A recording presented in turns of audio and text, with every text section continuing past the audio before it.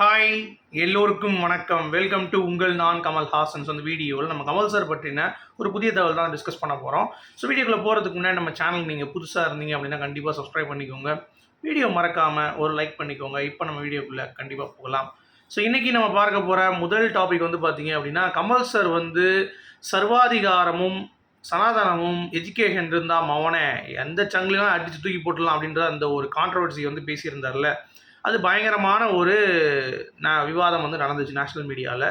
So நேற்றுலேருந்து இன்றைக்கி வரைக்கும் கதறிட்டு இருக்காங்க அப்படிங்கிறது பார்க்க முடியுது. இது வரைக்குமே ஏன் அவர் அப்படி பேசினார், அவர் படம் இனிமேல் இது ஓடாது அப்படின்ற மாதிரிலாம் மிரட்டிட்டு இருந்தாங்க. அதில் இந்த பிஜேபியோடைய லீடர் இருக்கார்ல, அமர் பிரசாத் ரெட்டி அப்படின்னு சொல்லிட்டு ஒருத்தர், அவருன்னு சொல்லியிருக்காரு, கமல்ஹாசனுடைய படத்தை இனிமேல் பாய்காட் பண்ண வேண்டிய ஒரு தருணத்தில் நம்ம இருக்கோம், அவருடைய படங்கள் இனிமேல் இது ஓடாது அப்படின்ற மாதிரி வந்து பார்த்திங்கன்னா சொல்லியிருக்காப்புல. இதை கேட்கும் பொழுது சிரிப்பாக தான் இருக்குது. என்ன அப்படின்னா, அதாவது மாப்பிள்ளை வந்து பார்த்தீங்கன்னா நம்ம சீப்பை ஒழிச்சு வச்சுட்டா கல்யாணம் நின்றோம் அப்படின்ற மாதிரியான ஒரு கான்செப்ட் தான் இவங்க பண்ணுறது. ஆக்சுவலாக ஒரு கருத்து சொன்னாங்க அப்படின்னா அது ஓகே இல்லைங்கிறத இது பண்ணிவிட்டு அது வந்து தப்பு, இவருடைய பேசலாம் அப்படின்ற மாதிரி ஒவ்வொருத்தரும் வந்து பார்த்திங்கன்னா ஆரம்பிச்சிட்டாங்க. யார் நம்ம குஷ்புலேருந்து தமிழிசையிலேருந்து அண்ணாமலேருந்து பிஜேபியில் இருக்க எல்லாருமே வந்து பார்த்திங்கன்னா கதறிட்டு இருக்காங்க. அப்படிங்கிறதை பார்க்கும் பொழுது கதற விட்டார் சங்கிகளை அப்படிங்கிறது பார்க்க முடியுது. சரி, அவர் பார்லிமெண்ட்டுக்கு போன அந்த வேலையை என்ன வந்து சிறப்பாக செய்ய முடியுமோ அதை வந்து அருமையாக செஞ்சிட்ருக்கார் நம்ம கமல்ஹாசன் அவர்கள். அப்படிங்கிறதுக்கு நம்ம தான் வந்து பெருமை பண்ணோம் அப்படிங்கிறது தான். ஸோ மக்களுடைய குரலாக பார்லிமெண்ட்டில் அவருடைய குரல் வந்து ஒலிக்குது அப்படிங்கிறதை நினைக்கும் பொழுது ரொம்ப ரொம்ப பெருமையாக இருக்கிறது அப்படிங்கிறது தான். சரி, அடுத்து நம்ம லிலிபுட் அப்படின்னு சொல்லிட்டு ஒரு பாலிவுட் ஆக்டர், நம்ம ஷாருக் கான் அவர்கள் நடித்த ஒரு டார்ஃபாக நடிச்சிருந்தார்ல 2019 ஜீரோ அப்படின்ற படம், அதை வந்து அப்பு நம்ம அபூர்வ சகோதரர்கள் கமல் சாரோட கம்பேர் பண்ணுறாரு. கமல் சாருடைய கால் தூசிக்கு கூட அவன் வரமாட்டான் ஷாருக் கான், அந்தளவுக்கு ரொம்ப கேடுகெடுத்தாலும் நடிச்சிருப்பான். அவர் டாஃப்னா என்ன பண்ணுவாங்க, அவங்களுடைய கைகள் சின்னதாக இருக்கும், கால்கள் வந்து விரல்கள் சின்னதாக இருக்கும், அவங்க நடக்கிறது ஒரு மாதிரி இருக்கும், டென்ஷன் ஆவாங்க நிறைய இடத்துல.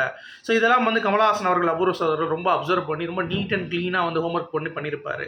பட் ஷாருக் கான் அவருக்கு வந்து பார்த்திங்கன்னா அதெல்லாம் மெனக்கடலை, சும்மா வந்து அப்படியே பண்ணிட்டு போயிட்டார். ஸோ அதெல்லாம் பார்க்கும் பொழுது எதுக்கு அதெல்லாம் நடிக்கிறீங்க, இந்த மாதிரி நீ வந்து இப்போ பார்க்குறதுக்கு அழகாக இருக்க, அப்படியே கையை அப்படியே விரித்து போட்டு நீ பாட்டு ஒரு கேரக்டர் பண்ணிட்டு போயிடலாம், அதை விட்டுட்டு நான் நடிக்கிறேன் அப்படின்னு சொல்லிட்டு இப்படி ஒரு நடிப்பை வந்து கேவலப்படுத்திருக்க அப்படின்ற மாதிரிலாம் அவர் ரொம்ப பொங்கி ஒரு ஆர்டிக்கல் வந்து இன்றைக்கி பேசியிருந்தார். அதை பார்க்கும் பொழுது பரவாயில்லப்பா, கமல்ஹாசன் அவர்களில் நீங்கள் எதில் வேணும் குறை சொல்லுங்கள், அரசியலில் கூட நீங்கள் சொல்லலாம், டிஎம்கேக்கு எதிராக பேசி இப்படி வந்துட்டார் அப்படின்னு சொல்லி நீங்கள் சொல்லலாம். ஆனால் சினிமாவில் கொய்யால் எந்த ஒரு கொம்பனாக இருந்தாலும் சரி கமல்ஹாசனுக்கு கீழே தாண்டா அப்படின்றத ப்ரூவ் பண்ணுற அளவுக்கு ஒரு நிகழ்வு பாலிவுட்டை சும்மா அலற விட்டுருக்காரு அப்படிங்கிறது தான் வந்து நம்மளால் வந்து பார்க்க முடியுது, இதனுடைய நிகழ்வுகளை பார்க்கும் பொழுது. ஸோ நீங்கள் எப்படி பார்க்குறீங்க அப்படிங்கிறத சொல்லுங்கள். அடுத்து ஸ்ருதிஹாசன் அவர்கள் கமல் சார் வந்து அட்வைஸ் கொடுக்குறது அப்படிங்கிறது வந்து நீ உன்னுடைய தப்பு அடுத்தவங்களை குறை சொல்கிறதுக்கு முன்னாடி நீ ஒன்றை அனலைஸ் பண்ணு, எங்கேயாவது இதை பண்ணியிருக்கே அப்படிங்கிறத பாரு, அப்புறம் கைகளை வந்து இப்படி வச்சுட்டு கொஞ்சம் நேரம் அப்புறம் வந்து பார்த்தோன்னா இப்படி மாற்றி இப்படி பண்ணு. இப்போ கமல் சார் வந்து இப்படி பண்ணுவார் தெரியுமா, இப்படின்ட்டு. ஸோ அதெல்லாம் வந்து பார்த்திங்கன்னா ஒரு நம்மளுடைய நர்வ்ஸ் வந்து ஆக்டிவ் பண்ணுவான். ஸோ நம்ம நல்லா ஸ்மார்ட்டாக யோசிப்போம் அப்படின்ற மாதிரி நிறைய விஷயங்கள் வந்து சொல்லி கொடுப்பாராம். ஸோ ஏதாவது ஒரு தடுமாற்றம் இருக்கிறப்ப ஸ்ருதிஹாசன் அவர்கள் இதுதான் வந்து பண்ணுவாங்க அப்படின்னு சொல்லிட்டு அவங்க இன்டர்வியூவில் பேசியிருந்தாங்க. அடுத்து நீங்கள் ரஜினிகாந்த் ஃபேனா இல்லை கமல்ஹாசன் ஃபேனான்னு, நான் கமல்ஹாசன் அவர்களுடைய பொண்ணு, பட் இப்போ ரீசெண்டாக ரஜினியை பார்க்கும் பொழுது ஒரு ஃபேனாக மாறினேன் அப்படின்ற மாதிரி சொல்கிறத வந்து இப்போ வந்து திருச்சி எழுதுறானுங்க. அதாவது ரஜினி ஃபேன், கமல் ஃபேன் கிடையாது ஸ்ருதி அப்படின்னு சொல்லிட்டு யாராவிங்க அப்படின்ற மாதிரி தான் இருக்குது. அப்புறம் ரஜினி வந்து பார்த்தீங்கன்னா ஒரு ஷார்ட்டில் வந்து நடித்து இவங்க சிரிச்சிருக்காங்க. அப்போ வந்து என்ன அப்படியே கமல்ஹாசன் மாதிரியே பண்ணுற அப்படின்ற மாதிரி ரஜினி அவர்கள் வந்து அங்கேயும் அவருடைய நண்பருடைய ரெஃபரன்ஸ் வந்து எடுத்திருக்காரு அப்படிங்கிறது தான். ஸோ ரஜினி அவர்களை பொறுத்த வரைக்கும் இந்த மாதிரி மேடையில் வந்து கமல்ஹாசனை உயர்த்தி பேசுவதும் சரி, இல்லை எங்கேயாவது ஒரு இதில் வந்து கமல்ஹாசன் அவர்களை வந்து உயர்த்தி பேசுவது எல்லாமே இருக்குது. பட் நேரில் அவருடைய ஃபேக்டாக நீங்கள் வந்து பார்த்தீங்கன்னா ரஜினி அவர்களுக்கு நிறைய பொறாமை கமல்ஹாசன் மேலே இருக்குது அப்படிங்கிறது வெட்ட வெளிச்சம். நீங்கள் எடுத்து பார்த்தீங்கன்னா தெரியும். ஆனால் கமல்ஹாசன் அவர்களுக்கு ரஜினி மேலே வந்து எதுவுமே கிடையாது. ஏன்னா அவர் நினச்சிருந்தாலும் ரஜினி அப்படிங்கிறது ஒருத்தவங்க ஒன்றுமே வந்திருக்க மாட்டேன் அப்படிங்கிறது தான் பாயிண்ட்டு. ஸோ அதை எல்லோரும் வந்து புரிஞ்சுக்கிட்டாங்க அப்படிங்கிறது தான். பட் இருந்தாலும் ரஜினி அவர்கள் வெளி ஃபங்க்ஷனுக்கு பேசுகிறத கொஞ்சம் அவர் நண்பனுக்காக கொஞ்சம் மெனக்கடலாம் அப்படிங்கிறது தான் எல்லாருடைய பார்வையாகவும் இருக்குது. ஸோ நீங்கள் இதை எப்படி பார்க்குறீங்க அப்படிங்கிறத சொல்லுங்கள். அடுத்து நம்ம லோகேஷ் ரொம்ப குறும்புகார பையனாக இருக்கேன் அப்படிங்கிறது பார்க்க முடியுது. என்ன அப்படின்னா, மாநகரம் படத்தில் ஒரு ஷார்ட்டில் இன்றைக்கி தான் நான் நோட் பண்ணேன், ஒருத்தர் வந்து போஸ்ட் போட்டிருந்தார். அதாவது நம்ம சுந்தீப் வந்து அங்கே நிற்பார், போலீஸ் அந்த ஒரு சீன், அது இன்ட்ரோடக்ஷன் சீனு. அதுக்கு பின்னாடி வந்து கமல்ஹாசன் அப்படின்ற மாதிரி அந்த போலீஸில் ஆள்லாம் வந்து எழுதியிருப்பாங்க யார் நல்லா பர்ஃபார்ம் பண்ணான்ட்டு. ஸோ அதில் கமல்ஹாசன் அப்படின்னு சொல்லிட்டு ஒரு டைட்டில் வந்து போட்டு வச்சுருக்காரு. மனுஷன் என்ன கமலஹாசன் மேலே இருந்திருக்கேன் அப்படின்ற மாதிரி தான் வந்து இருந்துச்சு. சரியா? அது வந்து நீங்கள் யோசிச்சு பாருங்களேன், எந்த மாதிரியான ஒரு ஊறிட்டு இருந்தால் இந்த மாதிரி ஒரு சீனை யோசிக்க முடியும். அதுவும் ஒவ்வொரு இதுலேயும் கமலஹாசன் அவர்கள் வந்து வாழ்ந்திருக்காரு. இப்போ கூலியில் எவ்வளோ இருக்குமோ கமலஹாசனோட ரெஃபரன்ஸ் அப்படிங்கிறது நமக்கு தெரியாது, பார்த்தா தான் தெரியும். ஓகே, அடுத்து கமல் ரசிகருடைய மனசும் வந்து ரொம்ப அற்புதமாக இருக்குது. அதாவது கைதி படம் 2 அடுத்து டைரக்ட் பண்ண போகிற லோகேஷ். அதுக்கு வந்து பார்த்தீங்கன்னா ஒரு படம் அப்படின்னா எழுதும் பொழுது அந்த பிரிசனுக்கு முன்னாடி, அதாவது ஜெயிலேருந்து வந்தது தான் கதை இருக்கும். அது முன்னாடி என்ன இருந்துச்சுங்கிறது தான் கைதி 2. பட் இந்த எல்சியூக்கு மாறினதுக்கப்புறம் விக்ரம் அண்ட் லியோலேருந்து எல்லாம் வரப்போகிறாங்க அப்படிங்கிறப்ப நான் கொஞ்சம் 30 பேஜ் எழுதி வச்சுருக்கேன். லோகேஷ் வந்து ரெடி டு கோ. பட் ஒரு கேள்வி கேட்குறாங்க, என்னங்க திருப்பி விக்ரம், ரஜினி, அந்த மாதிரி கமல்ஹாசன்ற மாதிரிலாம் ஒரு பயங்கரமான ஒரு விஜய் மாதிரிலாம் ஒரு மாஸ் ஹீரோ பண்ணிவிட்டு நீங்கள் திடீர்னு கார்த்தியை வச்சு கைதி 2 பண்ணுறீங்கன்னு சொல்லி கேட்டப்போ கமல் ரசிகன் என்ன சொல்லியிருக்காரு லோகேஷ் அப்படின்னா, அதுதான் நான் கமல்ஹாசன் ரசிகன் அவன், அதெல்லாம் எனக்கு முக்கியம் கிடையாதுங்க. எனக்கு வந்து ஒரு பிக் ஸ்டார் அப்போவே கார்த்தி. நான் கதை சொல்லும் பொழுது மாநகரங்க அப்புறம் யாருமே என்னை வந்து மதிக்கலை. இப்போ இவர் தான் கூப்பிட்டு வச்சு எனக்கு ஒரு படம் பண்ணார். ஸோ அவர் வந்து எப்படி இருந்தாலும் சரி, நான் எங்கே கூப்பிட்டாலும் சரி நான் படம் பண்ணுறதுக்கு ready. Karthi is a big star for me அப்படின்ற பேசும் அந்த ஒரு துணிவு வந்து பார்த்தீங்கன்னா கண்டிப்பாக வந்து நம்ம லோகேஷ்க்கு இருந்தது அப்படிங்கிறது நிஜமாக பாராட்டணும் அப்படிங்கிறது தான்.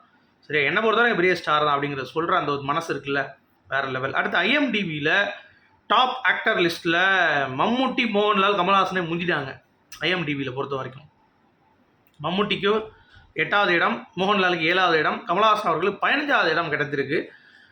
ஸோ மேபி ஓட்டு வச்சு தான் முடிவு பண்ணுறாங்களா, எதை வச்சு முடிவு பண்ணுறாங்கன்னு தெரில. பட் என்னை பொறுத்த வரைக்கும் நமக்கு கமல்ஹாசன் தான் எப்பயுமே. பட் இருந்தாலும் IMDbயில் இருக்கிறதே அப்படிங்கிறது ஒரு பெரிய விஷயம் அப்படிங்கிறது பாராட்டணும் நம்ம. அதே மாதிரி விஜய்க்கு எதிராக கமல்ஹாசன் பேசினார்ன்ற மாதிரி இந்த டிவிக்கு எல்லாரும் வந்து பேசிக்கிட்டு இருக்காங்க. இப்போ டிவிக்கு என்ன ஆச்சுன்னு தெரியல. திடீர்னு டிஎம்கே வந்து காசு கொடுத்து சீமானை வந்து பேச சொன்னாங்கன்னு சொல்லி உருட்டிட்டு இருக்காங்க. ஒரு பக்கம் வந்து கமல்ஹாசன் அவர்கள் வந்து எதிர்க்கிறாருன்றாங்க. ஒரு பக்கம் அஜித் வந்து அறிக்கை விட்டுருக்காரு. என்ன அறிக்கைன்னு பார்த்தீங்கன்னா, இந்த மாதிரி நான் வந்து என் ரசிகர்கள் சுயலாபத்துக்கு நான் வந்து கொடுக்க மாட்டேன், நான் அவங்களை அலைய விட மாட்டேன்னு சொன்னோடனே அது விஜய்க்கு எல்லா நடிகர்களும் ரவுண்டு கட்டுறாங்க காலிவுட்டில் அப்படின்ற மாதிரிலாம் பேசுகிறாங்க. அந்த மாதிரிலாம் எதுவுமே கிடையாது ராசா. அந்த மாதிரி வாய்ப்பே கிடையாது. நீங்களாம் உங்களை கற்பனை பண்ணிகிட்டு இருக்கீங்க. டிவிகேவுக்கு என்னென்ன பண்ணணுமோ உங்கள் தலைவரை வந்து பேச சொல்லி அந்த கட்சியை வளர்க்குறதுக்கு என்ன பண்ண முடியும் பண்ணுங்கள். அதை விட்டு இது இவன் அப்படி பண்ணிட்டான், அவன் அப்படி பண்ணிட்டான், ஸ்கூல் பையன் மாதிரி கம்ப்ளைண்ட் பண்ணுறதை விட்டுட்டு வேலையை பாருங்கள் அப்படிங்கிறது தான் பாயிண்ட்டு. ஓகே, அடுத்து தக் லைஃப் வந்து படம் சரியாக போகாதனால கூலிக்கு அது ஒரு மிகப்பெரிய ப்ரெஷராக இருக்குது. எங்கே போனாலும் சரி கம்மியாக கேட்குற டிஸ்ட்ரிபியூட்டர் அந்த மாதிரிலாம் வந்து நிறையா சேலஞ்சஸ் வந்து சந்திக்கிறாங்க. ப்ளஸ் ப்ரொமோஷன்ஸும் வந்து பார்த்தீங்கன்னா தக் லைஃப் பண்ண அளவுக்கு கூலி வந்து பண்ணல. பார்த்தீங்களா, ஒரு 3 இன்டர்வியூ கொடுத்து உட்காந்துட்டாங்க சும்மாவே. ஏன்னா ஓவர் ஹைப் கிரியேட் பண்ணாலும் படம் வந்து நிற்கல அப்படின்னா கவுத்தி விட்ருவாங்கிறது எல்லாத்துக்கும் தெரிஞ்சிருச்சு. ஸோ அதனால் ரொம்ப பேலன்ஸ்டாக தான் வந்து பண்ணுறாங்க அப்படிங்கிறது பார்க்க முடியுது. ஸோ பார்ப்போம் என்ன பண்ண போகிறாங்கன்ட்டு. அப்புறம் அந்த ரூம் டீட்டெயிலிங் இருக்குது அப்படி சொல்லுவாங்கல்ல, சினிமால் டீட்டெயிலிங் அப்படின்னு ஒன்று இருக்குது. இந்த ராஜபாளைய படத்தில் கமல் சார் வந்து உள்ளே வரும் பொழுது அந்த டோர் பெல் வந்து டிங்குன்னு அடிக்கும். ஸோ அப்போ தான் எவனோ உள்ளே வந்துட்டான்னு சொல்லி கமல்ஹாசன் அவர்களுக்கே தெரியும். ஸோ அந்த மாதிரி இறங்கி 6 ஸ்டெப்பு வந்தவொடனே டேபிளுக்கு சைடில் வந்து ஒரு இது மாதிரி வைக்கும். அப்புறம் அந்த சைடில் ஒரு 6 ஸ்டெப்பு போனால் பாத்ரூம், இந்த சைடு வந்தால் கிச்சனு.